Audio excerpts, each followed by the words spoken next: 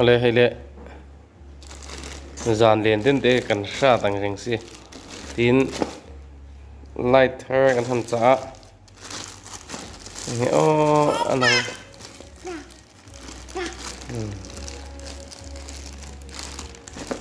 ô kan ăn đòn kan han ăn xin nghe nên đẩy đầu bằng này ngã camera là tung tu tối cái này là quoi pause lúc ole high power headlamp tinia chatur ngai la ko lo shen tur ania packing an uluk khop maya karin ain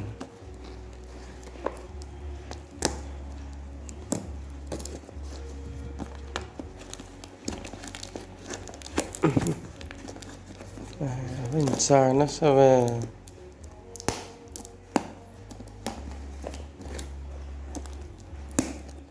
lui thì thường thì lòng chuyện là tiền hi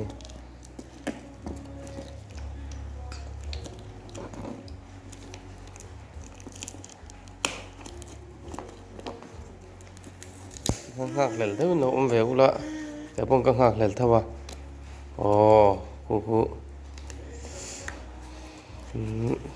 battery ni ai rechargeable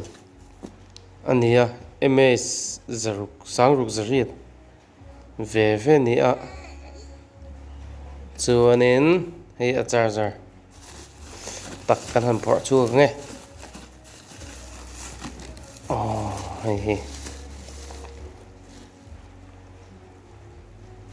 hei hi a focus siam thei boka tian a pawh tol theia chuanin hei tian nam lu hian a zau huo angkha still tu kan zau huo thei lawa hei hi waterproof fekania ta hena charge na oma chuanin he lai hring te hi on na ani do ni le an ti eng sin nge o that le deuh na nei chu tian battery hi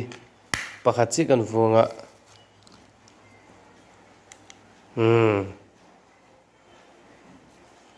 battery pakhat point eng tok view ni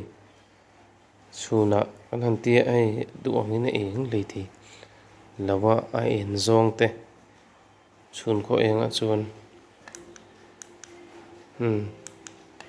three mo to ang khania chuanin hei hi pahnih in kan vuah ve chinanga tu chuan a eng a chiang khop mai ti chuan zan lama pawh kan zia deuang boi tei pawh eng pheu